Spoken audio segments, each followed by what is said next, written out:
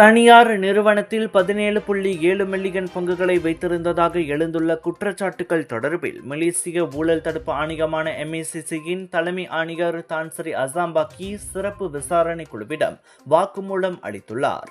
பிப்ரவரி 19ஆம் தேதி அளிக்கப்பட்ட அசாம்பாக்கியிடம் velocity capital partners Ryan Berhad நிறுவனத்தில் அப்பங்குகளை 1.416 மில்லியன் ரிங்கெட்டுக்கு வாங்கியது குறித்து விளக்கம் கேட்கப்பட்டதாக அரசாங்க தலைமைச் செயலாளர் தான்ஸ்ரீ ஷம்சுல் அஸ்ரி அபுபக்கர் கூறினார்.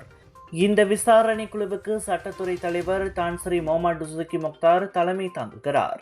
விசாரணைகள் பங்குகள் தொடர்பான ஒழுங்குமுறை மற்றும் சட்ட பின்பற்றல் விவகாரங்கள் ஆய்வு செய்யப்படுகின்றன. இந்நிலையில் மேலும் சாட்சிகள் அளிக்கப்படுவார்கள் என்று ஷம்சுல் குறிப்பிட்டார். ஒரு விரிவான, வெளிப்படையான, சுதந்திரமான மற்றும் தொழில் முறையான விசாரணை நடைபெறும் என்றும் அவர் உறுதியளித்தார். விசாரணையின் முடிவில் பரிந்துரையுடன் கூடிய முழு அறிக்கை மேல் நடவடிக்கைக்காக சம்பந்தப்பட்ட அதிகார தரப்பிடம் சமர்ப்பிக்கப்படும் என்றார் அவர்.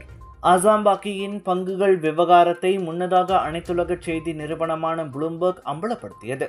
எனினும் அதனை திட்டவட்டமாக மறுத்துள்ள அவர் அவதூறு பரப்பியதாக கூறி அந்நிறுவனத்திற்கு வழக்கறிஞர் நோட்டீஸ் அனுப்பியுள்ளார்.